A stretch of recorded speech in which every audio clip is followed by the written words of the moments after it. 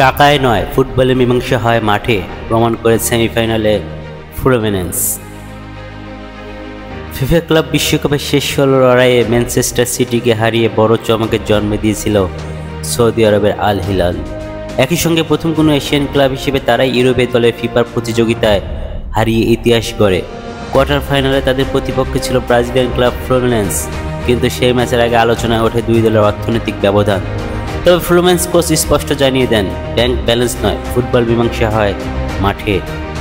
Camping world স্টেডিয়ামে club বিশ্বকাপের প্রথম কোয়ার্টার ফাইনালে সেই কথাই প্রমাণ করলেন কোচ রেনাতো পোর্তালুপির শিষ্যরা। 2-1 ব্যবধানে জিতে ফ্লুমিনেন্স আল হিলালের স্বপ্নযাত্রা থেকে ছিটকে দিয়েছে। ম্যাচটির দাপুটে অবস্থান ছিল আল হিলালেরই। পজিশনে 58% রেখে সিমন ইনজাগির দলটি 15টি শট নেয়, এর মধ্যে লক্ষ্য ছিল 4টি। বিপরীতে 10টি শটে 3টি লক্ষ্য ফলাফল নিজেদের পক্ষে রাখে ফ্লুমিনেন্স। বিরতির আগে সেলেসাও ক্লাবটিকে প্রথম লিড এনে দেয় মাতিয়াস মার্টিনেল্লি। কর্নার থেকে আসা বল সতীর্থ গ্যাব্রিয়েল ফুয়েন্তেসের পাস দেন। 16 গজ দূরত্বে দারুণ ফিনিশিংয়ে 23 বছর বয়সী সেলেসাও ফরওয়ার্ড তাকে গোল করে দিতে পারে।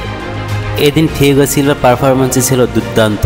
এখন দেখার বিষয় থিয়াগো সিলভার হাতে সেই কাপটি শোভা পায় কিনা। বাশার সবুজ, নেক্সট নিউজ 24।